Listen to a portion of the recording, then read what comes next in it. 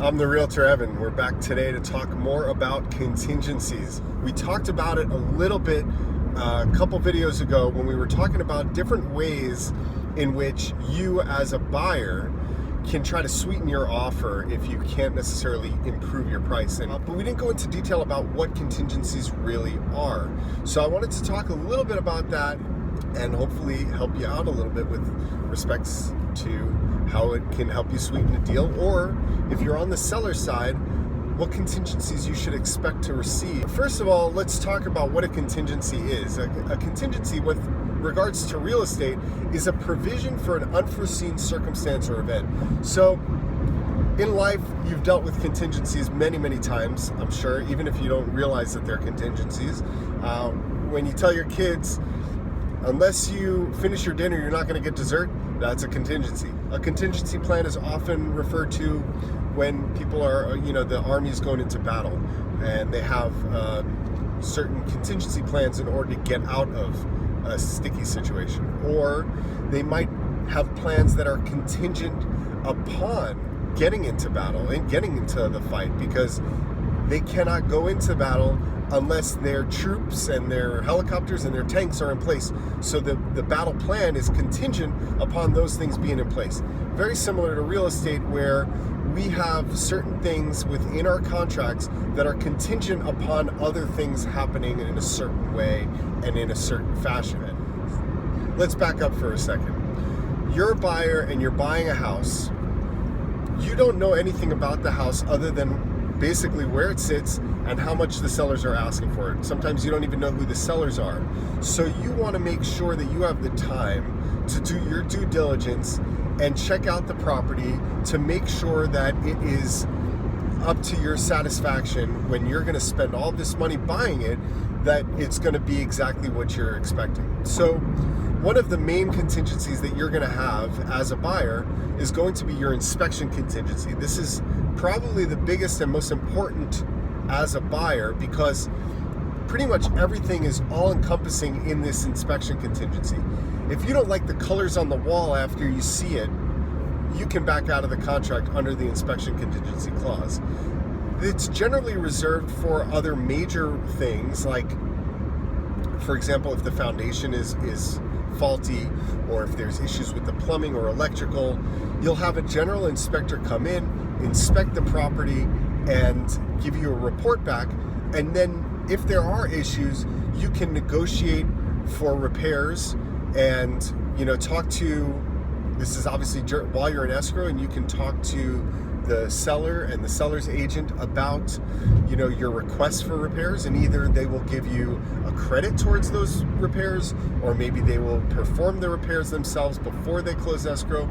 There's a lot of different ways to handle it. We can talk about that at a different time.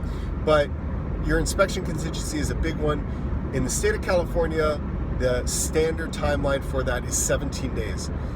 You can negotiate that. So you can negotiate it down to 10 days. You can negotiate it down to 12 days or 7 days or 2 days. Or you can negotiate it completely away and remove your inspection contingency from your offer.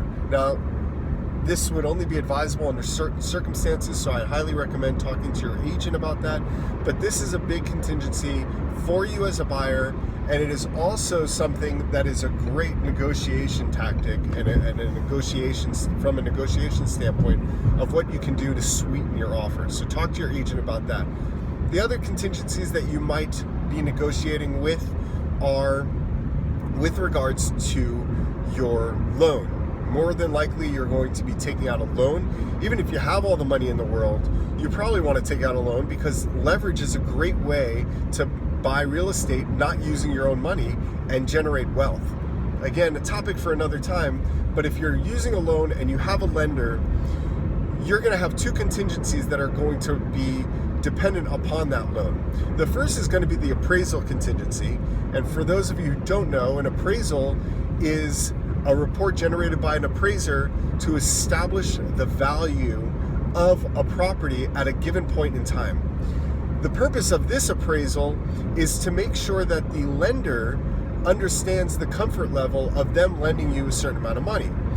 If they're going to lend you $800,000, 80% of a $1 million home, that's for sale. So you're going to put down $200,000. They're going to give you $800,000. They want to make sure that that home is actually worth at least $1 million. Otherwise, they're not going to give you that $800,000, because should you stop paying those bills, should you stop paying your mortgage, they have to foreclose on you and sell that property in order to recoup their loss. And they want to make sure that they can sell it for at least $1 million, or in some cases $900,000, $800,000. Maybe they'll take a loss a little bit, but they want to be able to recoup most of that money.